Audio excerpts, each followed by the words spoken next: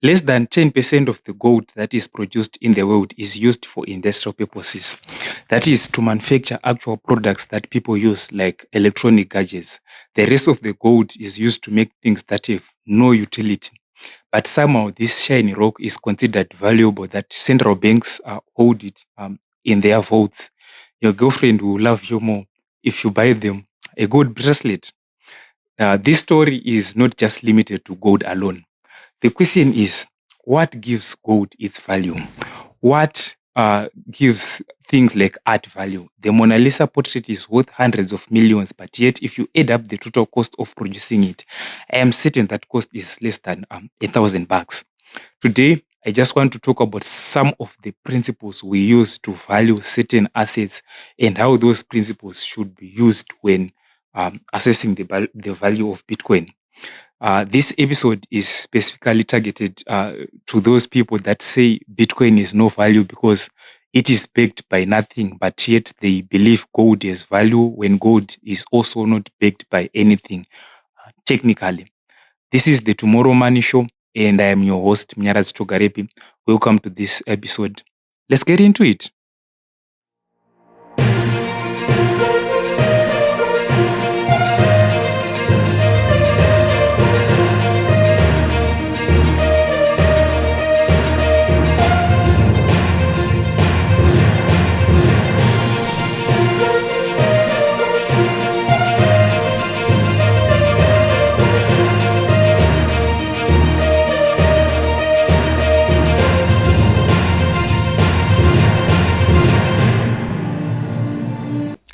So, what is value?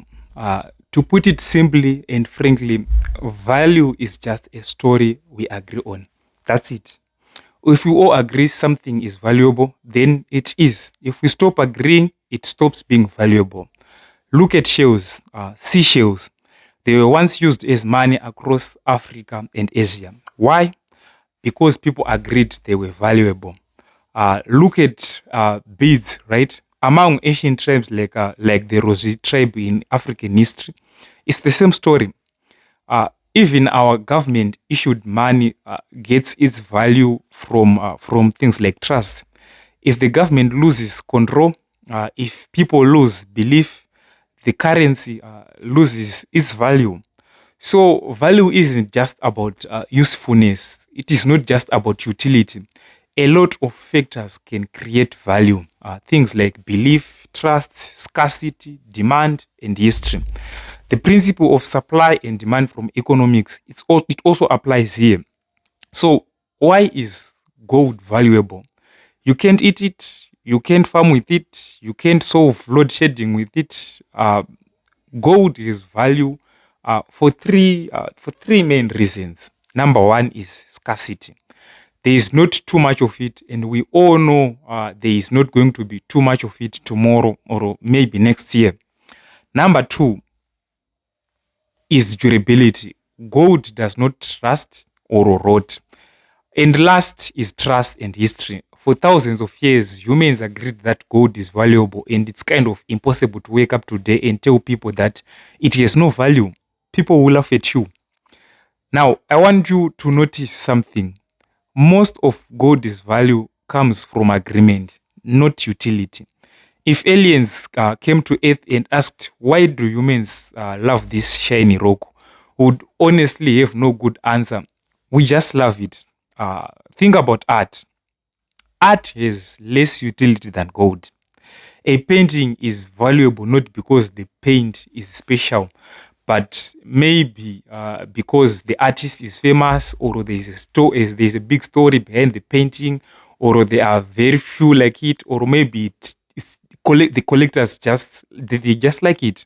Again, value here is not utility but belief. Why does a Gucci t-shirt cost more than a regular t-shirt? They both cover your body, right? The utility is sort of like the same, but Gucci's value comes from brand power, from social status, from the scarcity of original Gucci t-shirts, and from perception. You know, people perceive Gucci to be valuable, and this all leads us to Bitcoin. What gives Bitcoin value? A lot of people look at Bitcoin and say, but it's just numbers on the internet. They say there is no company behind it selling something to generate revenue. They compare it to stocks for some reasons.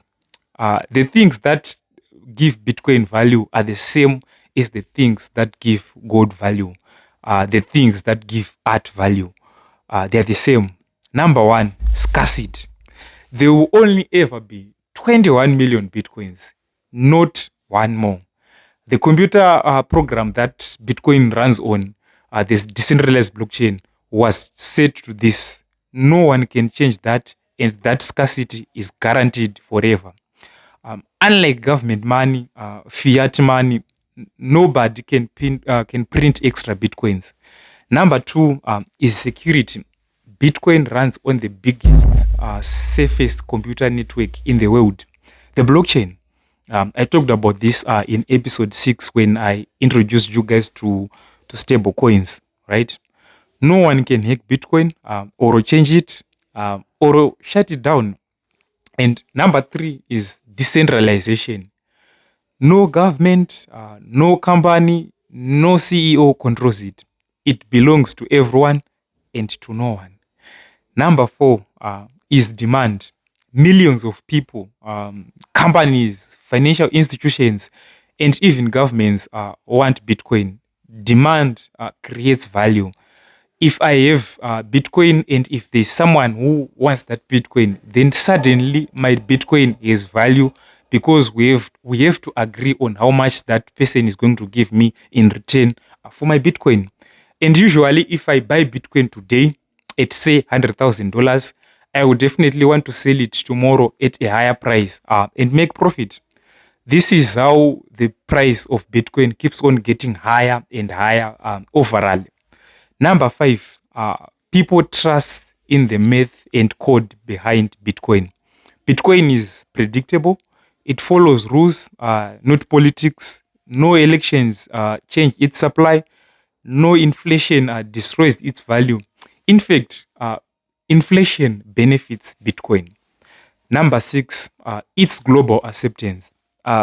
Bitcoin can move across borders in minutes. There is no bank involved in that, and you will not seek permission from the central bank to transfer it. And lastly, which is kind of my favorite thing about Bitcoin, is its proven resilience. In 17 years, it's almost 18 years now, Bitcoin has been banned by nation states. It has been criticized a lot by people who don't understand it. It has been declared over 1,000 times by the media, but yet it keeps growing. A thing that refuses to die. That is very valuable. Bitcoin simply uses technology to create and protect its value instead of using governments or physical objects. Uh, in Zimbabwe, we understand the concept of value very deeply. We have seen many currencies lose value. We have seen savings wiped out. We have seen prices change overnight. So the idea of something with a fixed supply, something no one can print, something controlled by math, is not as strange as it sounds. Bitcoin offers protection from inflation. It will provide you with global access. It provides you with independence from politics, and it gives you ownership of your money. So when people ask me what gives Bitcoin value, I answer the same things that give value to gold, art, Gucci, and even the money in your pocket. Trust, scarcity, demand, belief, and so on. With Bitcoin, that trust is protected by math. That scarcity is guaranteed by code, and that demand it's global, and that belief is growing every year. And if you understand gold, right?